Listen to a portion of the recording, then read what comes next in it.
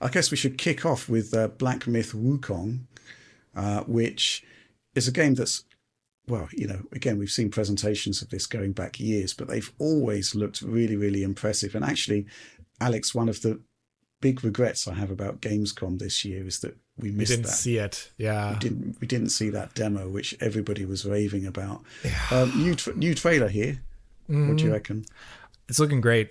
I'm always impressed with the designs of everything. How just I don't know if it is actually due to the fact that it's based on so well on the myth, but like everything is just like so wacky, and it actually sets off my uncanny feeling. Usually, like all the characters, they look like, like you'd imagine for something that is like a demon or an immortal like local god. It's like just like creepy and like just doesn't care about like anything. It just everything in the trailer looked really creepy, was actually what I thought, in a good way, because you're playing, like the world is supposed to be daunting. It's supposed to be like a challenge for your character, much like how it is in Dark Souls games.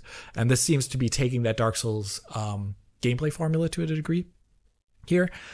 And I loved all of that in the trailer. Graphically, we know that since then, they've originally started on UE4 and then migrated to UE5, integrated a lot of that. And they've announced over the years that they're going to be just like pushing, in the release, they're going to be pushing things like DLSS 3 frame gen, presumably FSR, pushing a lot of extra ray tracing effects above, I think, what standard Unreal does.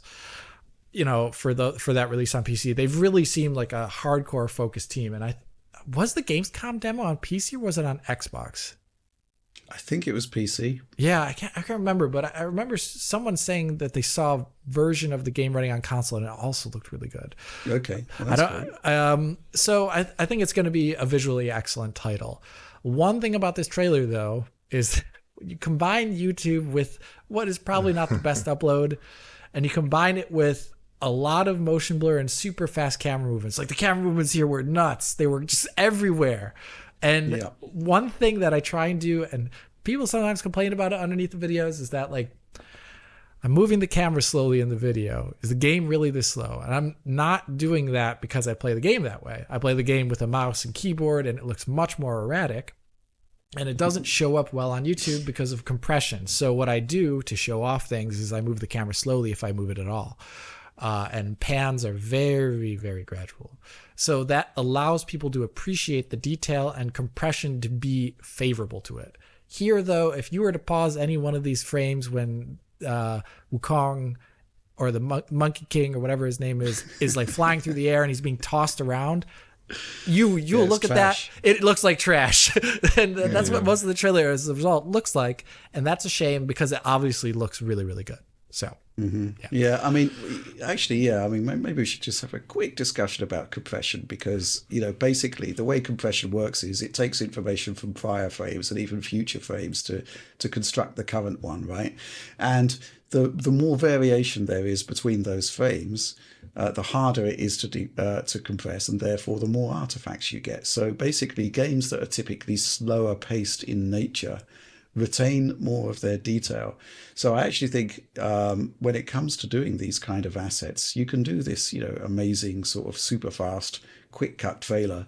But if your intended medium is YouTube, you've got to remember that you've got like highly limited bandwidth, and it's going to look bad.